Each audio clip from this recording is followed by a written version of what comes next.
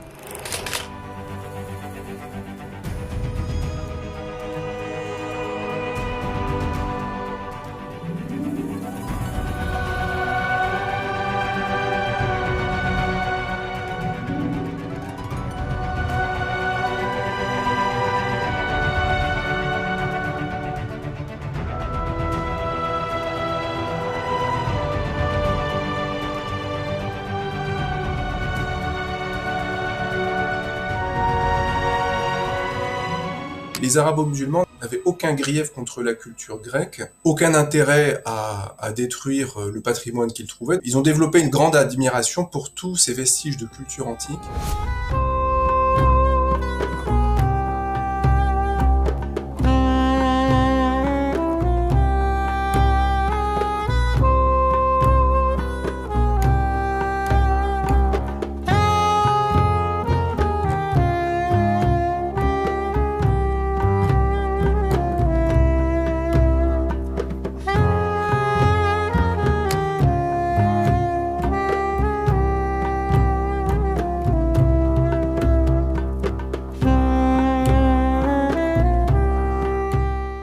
Cette bibliothèque d'Alexandrie comportait essentiellement des volumens, c'est-à-dire des rouleaux de papyrus. Or, les rouleaux de papyrus ne se conservent pas sur le long terme.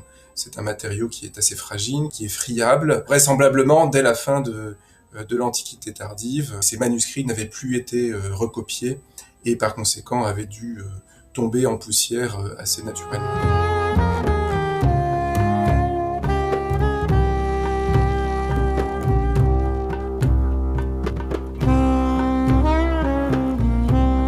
Il y a eu un recul de l'intérêt pour ce patrimoine antique qui était associé à l'Antiquité païenne. Les auteurs se sont plus dirigés vers d'autres types de sciences, des sciences religieuses, et ce patrimoine antique est un peu tombé dans l'oubli jusqu'à ce qu'il soit en grande partie redécouvert précisément par le pouvoir musulman à l'époque abbasside, à la fin du 8e et au début du 9e siècle.